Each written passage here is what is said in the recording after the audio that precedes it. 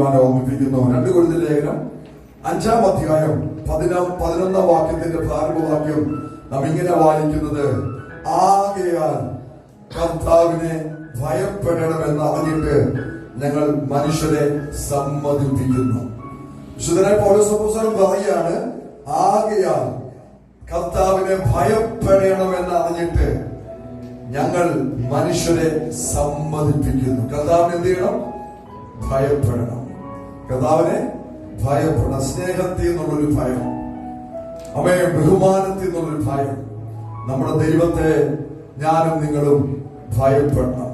പൗലോസ് അപ്പോസ്തലൻ ദൈവത്തെ നമ്മളുമായിട്ടൊക്കെയുള്ള ബന്ധത്തിൽ എപ്പോഴും വിവരിക്കുന്നത് കർത്താവായ ദൈവത്തിൽ നിന്നും പിതാവായ ദൈവത്തിൽ നിന്നൊക്കെയും കരുണയും സമാധാനവും വർദ്ധിക്കട്ടെ. അവൻ കരുണാസമ്പന്നായ ദൈവമോ, ദൈവത്തിന്റെ ഭയങ്കര കരുണയെ പറ്റിയും ദൈവത്തിന്റെ വാത്സല്യത്തെ പറ്റിയൊക്കെ നമ്മെ പഠിപ്പിക്കുമ്പോൾ താൻ ശക്തമായി പറയുകയാണ്, ദൈവത്തെ കർത്താവിനെ ഭയപ്പെടണം. കർത്താവിനെ ഭയപ്പെടണം എന്നറിഞ്ഞിട്ട് തന്റെ കാര്യം തിരിച്ചറിയുകയാണ്. കർത്താവിനെ ഭയപ്പെടണമെന്ന് അറിഞ്ഞിട്ട് ഞങ്ങൾ മനുഷ്യരെ സമ്മതിപ്പിക്കുന്നു. സമ്മതിച്ചേ പറ്റത്തുള്ളൂ. താൻ വെളിപ്പാടിൽ കർത്താവിനെ പറ്റി, വാത്സല്യത്തെ പറ്റിയും സ്നേഹത്തെ പറ്റിയും മഹത്വത്തെ പറ്റിയും ഒക്കെ തിരിച്ചറിഞ്ഞ പൗലോസ് അപ്പോസ്തലൻ പറയാണ്, കർത്താവിനെ നാം ഭയപ്പെടണം. സ്നേഹത്തിൽ നിന്നുള്ള നമ്മൾ കർത്താവിനെ സ്നേഹിക്കുന്നത് എങ്ങനെയാണ്? കർത്താവിനെ സ്നേഹിക്കുന്നത് അവന്റെ വചനം പ്രമാണിച്ചാണ്. ദൈവത്തിന്റെ വചനം പ്രമാണിച്ചാണ് നമ്മൾ കർത്താവിന്റെ സ്നേഹത്തെ അവൻ പ്രകടിപ്പിക്കുന്നത്. കർത്താവ് എന്നെ സ്നേഹിക്കുന്നവൻ എന്റെ വചനത്തെ പ്രമാണിക്കും. ഞാൻ എന്റെ പിതാവ് അവനെ സ്നേഹിക്കും. ഞാൻ ഒന്നിച്ചു വന്ന് അവനോടുകൂടെ വാസം ചെയ്യും. ഹല്ലേലൂയ. നോക്കിയേ, നമ്മെ സ്വന്തം ദൈവത്തെ സ്നേഹിക്കുന്നത് ദൈവത്തിന്റെ വചനത്തെ പ്രമാണിച്ചാണ്. എന്നാൽ പലപ്പോഴും ഇത് നിസ്സാരമെന്ന് കണ്ട് ദൈവത്തെ ഭയപ്പെടാതെ നമ്മൾ ദൈവത്തിന്റെ വചനത്തെ അനുസരിക്കാതിരിക്കും. ഇത് നിസ്സാരമാണ്, ഇത് വലിയ കാര്യമൊന്നുമില്ല, ദൈവം ക്ഷമിച്ചോളും. സഹോദരങ്ങളെ, നമ്മൾ തിരിച്ചറിഞ്ഞ കാര്യമുണ്ട്. ദൈവ സ്നേഹമാണ്, ദൈവം വാത്സല്യമാണ്. പക്ഷേ ദൈവം സർവശക്തനായ ദൈവമാണ്. അവന്റെ കരുണയാലാണ്, അവന്റെ കൃപയാലാണ് ഞാനും നിങ്ങളും ദൈവത്തിന്റെ മക്കളായി തീർന്നിരിക്കുന്നത്. അവയെ സ്വതപ്പദം തിരിച്ചറിഞ്ഞ കാര്യമുണ്ട്. ഇത്ര ഭയങ്കരനായ ദൈവം വാത്സല്യത്തോട് നമ്മോട് സമീപിക്കുമ്പോൾ, കരുണയോട് നമ്മോട് സമീപിക്കുമ്പോൾ ഞാനും നിങ്ങളും അവനെ ഭയപ്പെടണം. അവന്റെ വചനത്തെ നിസ്സാരമായി കാണരുത്. അവന്റെ സാന്നിധ്യത്തെ നിസ്സാരമായി കാണരുത്. ദൈവസന്നിധിയിലായിരിക്കുമ്പോൾ ഞാനും നിങ്ങളും അതിനെ നിസ്സാരമായി കാണരുത്. വെളിപ്പെടുന്ന ദൈവ വചനത്തോട് ഞാനും നിങ്ങളും നിസ്സാരമായി കാണരുത്. അവനെ ഭയപ്പെടണമെന്ന് അറിഞ്ഞിട്ട് മനുഷ്യരെ സമ്മതിപ്പിക്കുന്നു. ഓരോ തിരിച്ചറിയാണ്, അവനെ ഭയപ്പെട്ടേ മതിയാകൂ. നിസ്സാരമായി കാണരുത്. അവൻ ദൈവവചനത്തെയോ ദൈവ സാന്നിധ്യത്തെയോ ഒന്നിനെയും നിങ്ങൾ നിസ്സാരമായി കാണരുത്. ഹല്ലേലൂയ. ഇന്ന് പകരുന്ന ശക്തമായി നമ്മൾ അറിയിച്ചിരിക്കുകയാണ്, നിങ്ങളെ ഞാൻ സമ്മതിപ്പിക്കുകയാണ്. സഹോദരങ്ങളെ, ഭയപ്പെട്ടേ മതിയാകൂ. സാന്നിധ്യത്തിനകത്തിരിക്കുമ്പോൾ, ദൈവവചനം വായിക്കുമ്പോൾ, ദൈവവചനം അവൻ മനസ്സിനകത്ത് തുടുക്കുമ്പോൾ, ഉടക്കുമ്പോൾ അതിനെ നിസ്സാരമായി കാണാതെ അതിനെ ഭയപ്പെട്ട് ബഹുമാനം കൊടുത്ത് ഞാനും നിങ്ങളും അതിനെ ശിരസ വഹിക്കുവാൻ സമ്മതിച്ചേ പറ്റത്തുള്ളൂ. ആമേൻ. ഹല്ലേലൂയ. കർത്താവിനെ ഭയപ്പെട്ടേ മതിയാകൂ. ക്ഷമിക്കുന്നവനെ, കണ്ട കാണിക്കുന്നവന്. പക്ഷെ ഇന്ന് പകൽ ദൈവത്തിന്റെ ആത്മാവ് ശക്തമായി വാണിംഗ് തരികയാണ്, അവനെ ഭയപ്പെട്ടേ മതിയാകൂ. അവൻ നമുക്കറിയാം, പൗലോസ് അപ്പോസ്തലന്റെ ജീവിതത്തിനകത്ത് ഈ വെളിപ്പാട് വന്നു കയറി, ദൈവത്തെ ഭയപ്പെട്ടേ മതിയാകൂ. പഴയ നിയമത്തിനകത്ത് ഒരു മനുഷ്യനും ദൈവത്തെ ഭയപ്പെടുവാനായിട്ടിടയായി. നമുക്കറിയാം, ഈ പെട്ടകം എന്ന് പറയുന്നത് നമ്മുടെ കർത്താവിന് സദൃശമായി നിൽക്കുന്നു. പഴയ നിയമത്തിനകത്ത് പെട്ടകം എന്ന് പറയുമ്പോൾ കർത്താവിന് സദൃശ്യമായി നിൽക്കുകയാണ്.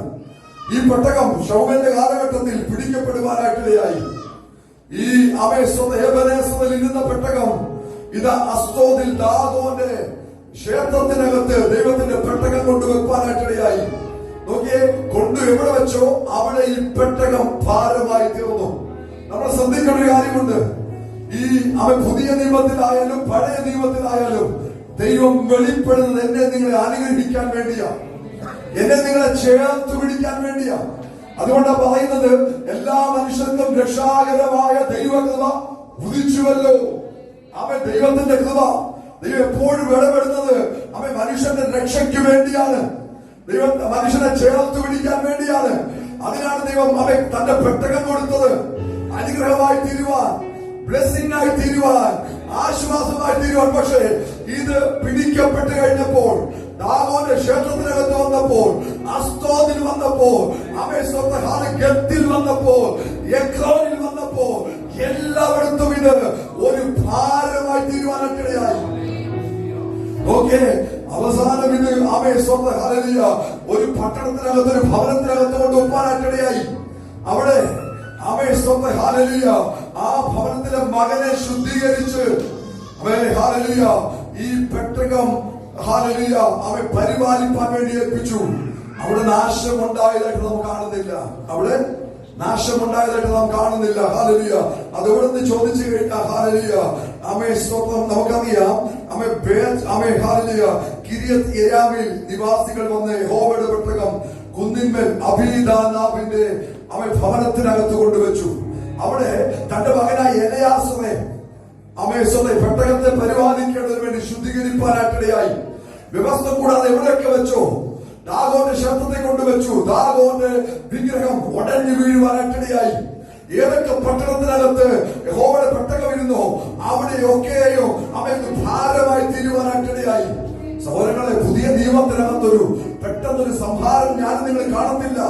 വേഗത്തിലെടുത്ത് അവൻ തട്ടിക്കളഞ്ഞ അനുഭവം നമ്മൾ കാണത്തില്ല. പക്ഷെ ഇന്ന് പറഞ്ഞ് നാം തിരിച്ചൊരു കാര്യമുണ്ട്.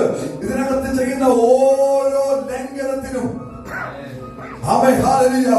മറുപടി പറഞ്ഞേ മതിയാകൂ. മനുഷ്യൻ ചെയ്യുന്ന പ്രവൃത്തി നന്മയായാലും തിന്മയായാലും ദൈവത്തിന്റെ ന്യായാസനത്തിനകത്ത് പ്രതിഫലം വാങ്ങിക്കുവാൻ ഞാനും നിങ്ങളും നിന്നേ പറ്റത്തുള്ളൂ.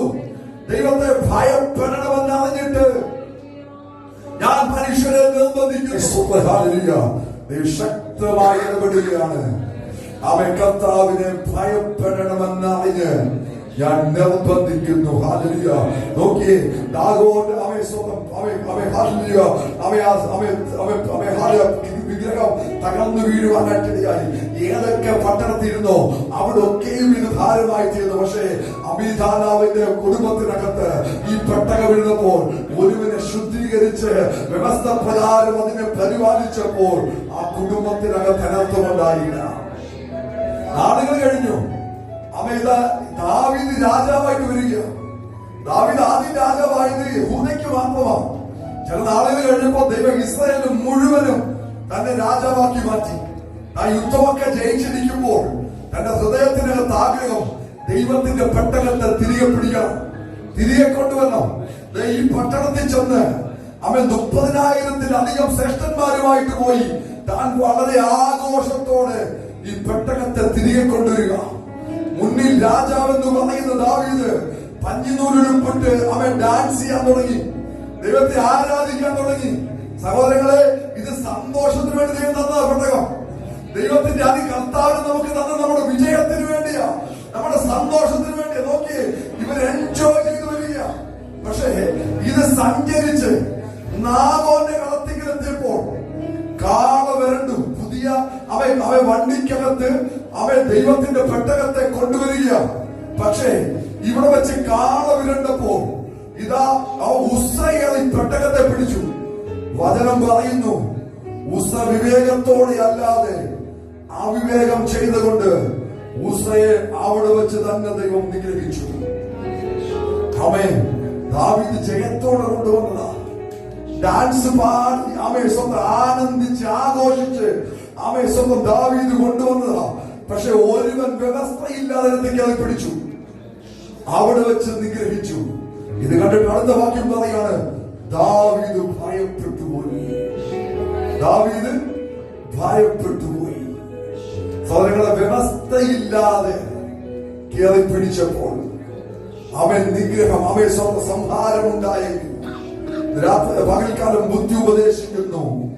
വചനത്തെ നിസ്സാരമായി കാണരുത്. ദൈവത്തിന്റെ ആലോചനകളെ നിസ്സാരമായി കാണരുത്. ദൈവത്തിന്റെ പകർന്ന അഭിഷേകത്തെ നിസ്സാരമായി കാണരുത്. നിന്നെ പകർന്നു. വിളിയെ നീ നിസ്സാരമായി കാണരുത്. അവന്റെ തെരഞ്ഞെടുപ്പിനെ നിസ്സാരമായി കാണരുത്. കർത്താവിനെ ഭയപ്പെടണമെന്നറിഞ്ഞ് ഞങ്ങൾ ജനത്തെ സമ്മതിപ്പിക്കുന്നു. ഞങ്ങൾ മനുഷ്യരെ സമ്മതിപ്പിക്കുന്നു. ഇന്ന് പകൽക്കാലം ഹല്ലേലൂയ, ഒന്നിനെ നിസ്സാരം ദൈവം തന്ന ഒന്നിനെയോ നീ നിസ്സാരമായി കാണരുത്. അവൻ ദാവീദ് ഇട്ടിട്ടോടി. ദാവീദ് എടുത്തില്ല, തിരിച്ചോടി. ദാവീദ് ഇത് പിടിക്കാൻ വയ്യാതോടി. പക്ഷേ ഇത് വന്ന് ഓബേദോമിന്റെ ഭവനത്തിനകത്തേക്ക് അവൻ വ്യവസ്ഥയോടെ ഇറങ്ങിയിരുന്നു. അവൻ 3 മാസം ഇരുന്നേ ഉള്ളൂ. ഭവനം അനുഗ്രഹിക്കപ്പെടാൻ തുടങ്ങി. അവൻ കുടുംബത്തിനകത്ത് നന്മ വരാൻ തുടങ്ങി. അവന്റെ സകല കുടുംബവും അനുഗ്രഹിക്കപ്പെടാൻ തുടങ്ങി. ഇന്ന് പകരം ഈ പെട്ടെന്ന് അനുഗ്രഹത്തിന് വേണ്ടിയ ശാപത്തിന് വേണ്ടിയല്ല. അവൻ അതുകൊണ്ടിന്റെ മകന് അവന്റെ ഭയപ്പെട്ട് അവന്റെ വഴികളിൽ നടക്കുന്നത് ഭാഗ്യവാൻ. ഇന്ന് പകർക്കാലോ സകല ആശുദ്ധിയുടെ വഴിയുണ്ട്. എല്ലാ നിസ്സാര ഭാവന വഴിയുണ്ട്.